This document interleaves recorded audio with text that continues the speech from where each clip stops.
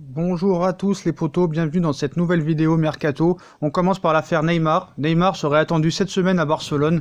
Info ou intox, le retour de Neymar au FC Barcelone se précise. Selon le média catalan La Porteria, l'attaquant du Paris Saint-Germain est attendu cette semaine dans la cité catalane.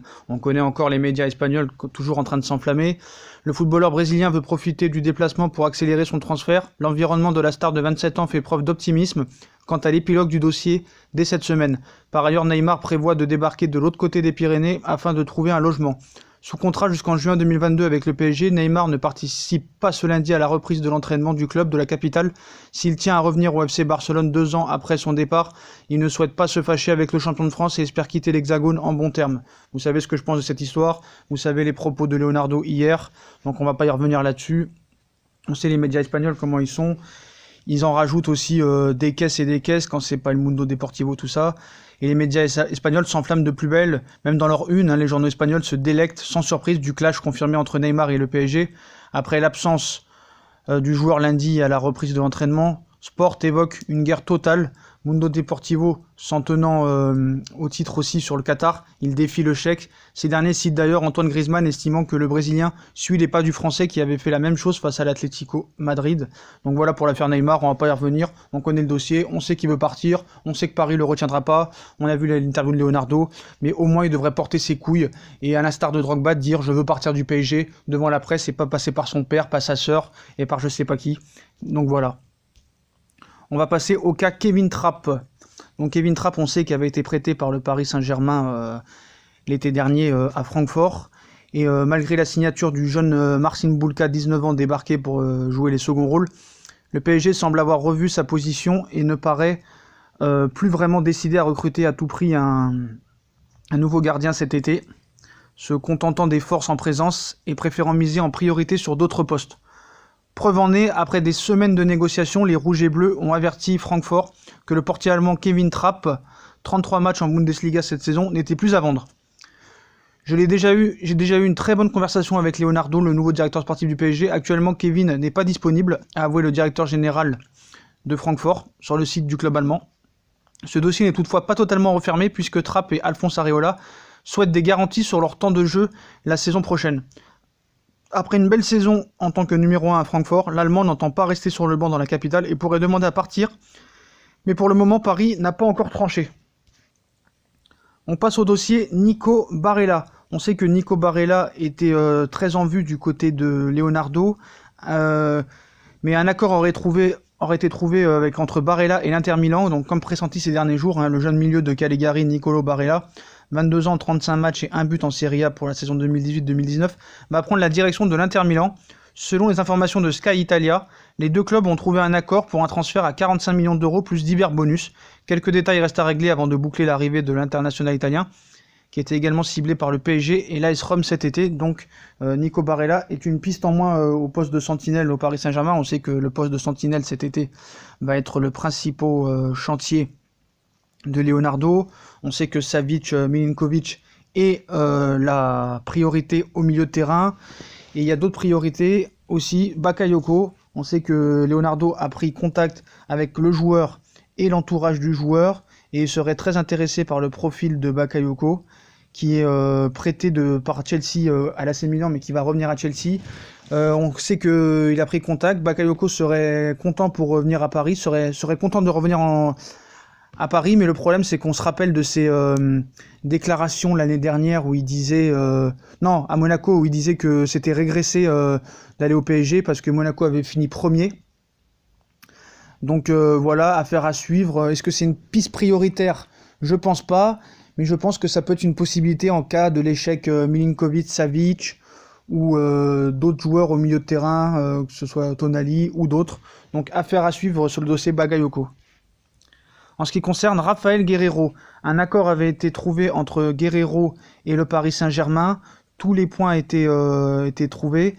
Le problème, c'est que Leonardo n'a pas donné son aval pour ce transfert, en disant qu'il y a d'autres priorités au niveau mercato, qu'il a annoncé des pistes ciblées. Vous avez vu hier en interview que le poste de milieu de terrain et le poste de défenseur central étaient la priorité.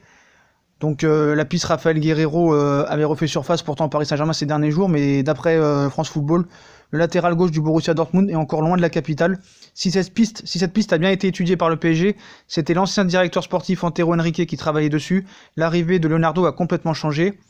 Oui, c'était quasiment fait avec Antero, mais l'arrivée de Leonardo a pour l'instant mis un frein à l'évolution du dossier. Je crois qu'il y a d'autres priorités. Voilà, c'est une source proche du dossier qui a dit ça. Donc on sait très bien que Tuchel était sur lui et on voit bien que maintenant Leonardo n'a pas donné son aval. Et comme hier il n'a pas répondu aux questions de Tuchel, on voit très bien maintenant encore une preuve en plus. On va dire que je suis obsessionnel, mais que Tuchel n'a pas la main mise sur le mercato et n'a pas du tout son mot à dire. Voilà, on est très clair là-dessus. On va passer au cas Umtiti. Umtiti serait peut-être maintenant devenu la piste prioritaire pour le poste de défenseur central d'après la presse espagnole, donc on va toujours faire attention à la presse espagnole, alors que les envies de départ de Neymar ont été rendues publiques lundi après le Brésilien ait séché la reprise de l'entraînement du PSG sans invertir sa direction. Le club de la capitale, le FC Barcelone, se retrouve lié par une nouvelle opération. D'après le journal catalan Mundo Deportivo, on n'est pas très copains avec eux, les Parisiens cibleraient Samuel Umtiti, comme je vous l'avais dit dans une précédente vidéo, et verraient d'un très bon œil un possible transfert. Si les noms de Dembélé et Philippe Coutinho sont souvent évoqués dans le cadre d'un échange avec Neymar, les Rouges et Bleus préféraient attirer le défenseur central français pour renforcer leur arrière-garde. Une information crédible puisque Leonardo annonce que l'arrivée d'un élément à ce poste fait partie des priorités cet été.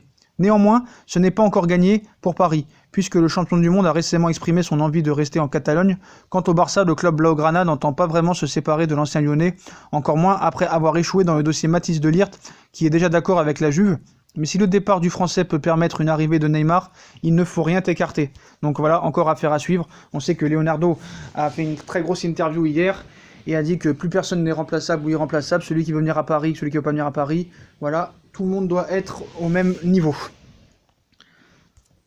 Donc Tuchel n'a pas son mot à dire sur le recrutement. Donc on voit bien que maintenant, comme je vous ai expliqué, il fera son travail de l'ombre et voilà. Donc Guerreiro, on en a parlé. Kevin Trapp, on en a parlé. Pour l'affaire Areola, Donnarumma. Donc Donnarumma, on sait que Paris le piste depuis très longtemps, mais Paolo Maldini a déclaré qu'il était intransférable, qu'il comptait sur lui, et à part une offre vraiment surdimensionnée, que Donnarumma ne quittera pas le Milan AC. Donc on sait très bien que Donnarumma ne veut déjà pas quitter le Milan AC, le Milan ne veut pas le lâcher, à moins d'une offre exceptionnelle. Donc ce dossier, Leonardo l'a mis de côté, et sait à quoi s'en tenir maintenant, et a dit que maintenant le poste de gardien n'était pas une priorité, qu'il y avait des bons gardiens comme Areola, même si je trouve que c'est pas extraordinaire, Kevin Trapp qui a fait une bonne saison avec l'Allemagne, Bulka qui vient de signer de Chelsea, et un quatrième gardien, un jeune qui s'appelle Innocent, que voilà, on fera ça avec, et qu'il y a d'autres priorités, comme on vous dit, le milieu de terrain et la défense centrale reste la priorité absolue. Donc Bakayoko, on en a parlé, Barella, on en a parlé. Donc voilà pour les poteaux, pour toutes les infos mercato de cette première partie de journée. Donc voilà, on refait un récapitulatif si vous le voulez. Donc Neymar, bon, il sera attendu cette semaine. On a vu sa décision de quitter le Paris Saint-Germain. Va-t-il rester, va-t-il partir? Moi, je pense qu'il va rester parce qu'il y a trop d'enjeux financiers. Je pense qu'il va rester au Paris Saint-Germain. Contre son gré, certes, mais moi je comprends pas l'intérêt du joueur de vouloir partir. Il est dans une des plus belles villes du monde, il touche des contrats exceptionnels, il peut être la star du Paris Saint-Germain si jamais il se mettait vraiment à travailler, à bosser, à avoir une hygiène de vie irréprochable.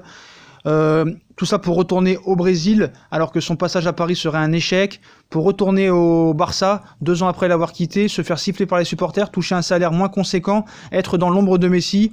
Donc je ne comprends pas ce joueur qui n'a pas de couilles, qui n'ose pas dire devant la presse s'il veut partir ou il veut pas partir. Donc je pense que cette affaire vraiment est pas bien, et l'homme me déçoit de plus en plus, malgré que ce soit un joueur exceptionnel.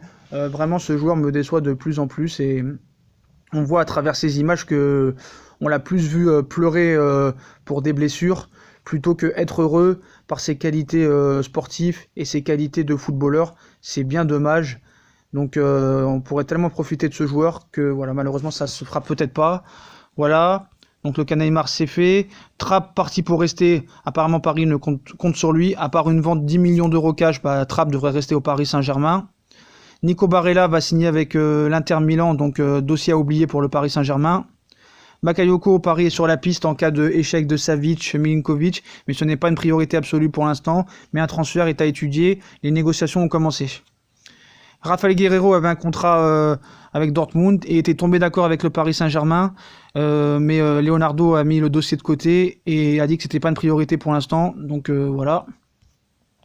Samuel Umtiti serait désormais le favori pour le poste de défenseur central, mais on sait qu'avec les affaires Neymar, tout ça, il y a beaucoup de rumeurs, donc affaire à suivre. Mais Paris serait bien intéressé par le profil de l'international français Samuel Umtiti, que le Barça demanderait 60 millions d'euros, qui n'est pas vraiment vendeur, mais pourrait peut-être l'inclure dans un éventuel transfert de Neymar. On vous tiendra au courant des prochaines informations.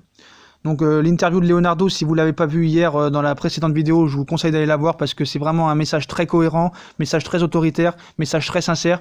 Et si vous n'avez pas vu la vidéo, je vous conseille vivement d'aller la voir. C'est ma vidéo d'hier soir que j'ai fait. Je vous livre l'interview en exclusivité et en intégralité de Leonardo. Donc Thomas Tuchel, on n'en reparlera pas. Guerreiro, on en a parlé. Trapp va sûrement rester. Areola va peut-être être numéro 1 ou numéro 2, mais il va rester aussi. Donnarumma ne veut pas venir et Maldini et l'AC Milan ne veut pas s'en séparer à moins d'une très grosse offre. Et donc voilà, on a parlé de tous les poteaux. Donc si on a kiffé la vidéo, comme d'habitude, hein, on like, on partage, on s'abonne. Dites-moi en commentaire ce que vous pensez de ces infos mercato. Dites-moi en commentaire ce que vous avez pensé de l'affaire Neymar et de l'affaire Leonardo.